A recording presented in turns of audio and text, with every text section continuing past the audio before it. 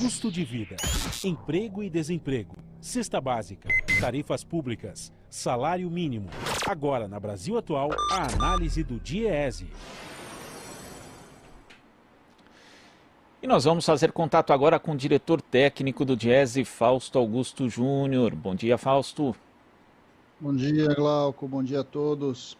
Fausto, nós tivemos a divulgação na última sexta-feira do Índice de Atividade Econômica do Banco Central, que é considerado uma prévia do PIB. E os dados mostram uma queda de 6,28% no primeiro semestre do ano e 10,94% no segundo trimestre em relação ao trimestre anterior. Como é que você viu esses dados, Fausto? Bem, Glauco, é um dado esperado. Nós estamos olhando aí os últimos trimestres, o último trimestre. O último trimestre foi o que se referenciou aí bem no miolo da crise da pandemia, e ele indica, de certo modo, a paralisia da economia em geral. O que a gente teve aí foi um recuo bastante acentuado da atividade econômica, e nós vamos olhar aí um pouco para frente como é que isso vai se confirmar agora já em 1º de setembro. O IBGE deve divulgar esse trimestre em relação ao PIB, vamos ter mais certeza aí do que aconteceu com a economia. Agora, ele basicamente reflete o que a gente já sabia. A economia ficou paralisada por conta da pandemia, por conta de muita incerteza.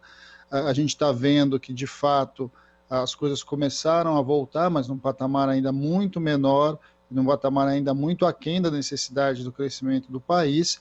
E a questão que se coloca para nós agora é como é que ao longo do segundo semestre a gente vai consolidar a nossa paralisia, né? Enfim, o tamanho da nossa economia em geral. Eu acho que essa é a grande pergunta que se faz hoje.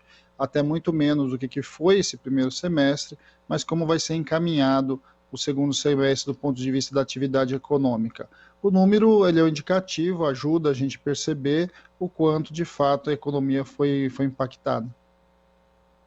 Tem ali, junto com a atividade econômica, nesse ritmo, né? Antes da pandemia já não estávamos, ao contrário do que diz o ministro Paulo Guedes, não estávamos decolando, a economia já estava ruim, né? Você já abordou esse tema aqui também, Fausto, mas a gente tem um panorama de setores, em especial, bastante prejudicados, né? Pela baixa atividade econômica, como o setor industrial, junto com uma desestruturação do mercado de trabalho que também já não vinha em patamares bons antes da pandemia. É necessário que a gente faça aí um planejamento, que a gente, enquanto sociedade, mas principalmente o governo, o Congresso Nacional também, para cuidar disso, né, Fausto? Porque senão, sem recuperação do emprego e um patamar mínimo de renda para as pessoas, a economia vai continuar nesse nível baixo. Sim, a economia está nesse nível baixo, Glauco, e ela só não está pior, é bom lembrar, por conta do abono emergencial.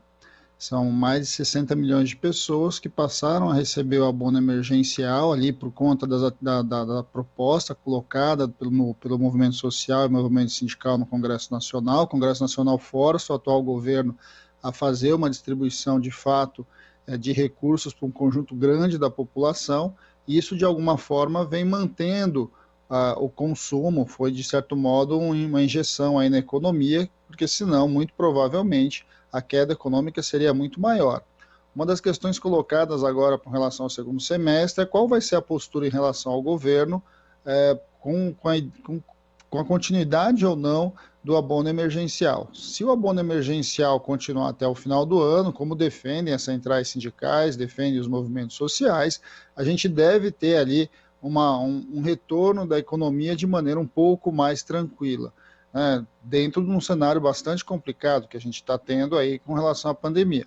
Agora, na outra ponta, se o abono emergencial for extinto, como muitos defendem, a gente vai ver a economia muito provavelmente ter uma queda muito grande do ponto de vista geral.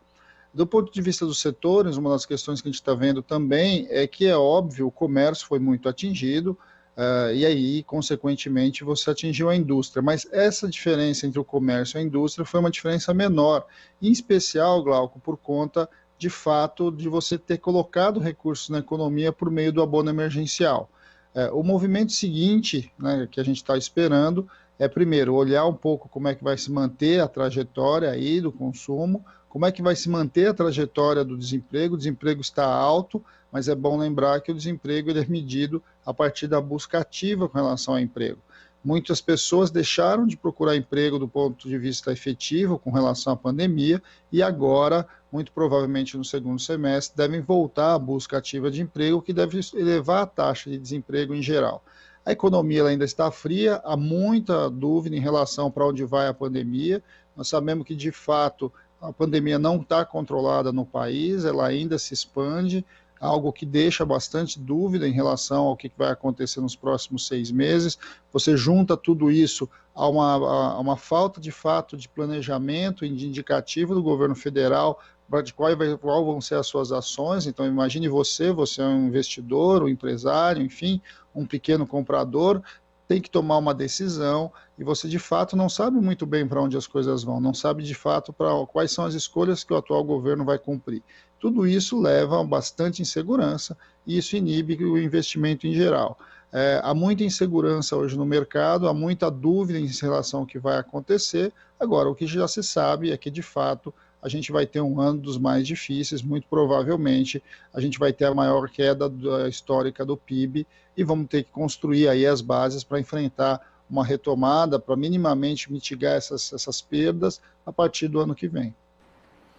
Tá certo, Fausto. Muito obrigado pela sua participação aqui no Jornal Brasil Atual e até a próxima. Até a próxima, Glauco. Bom dia a todos. Bom dia.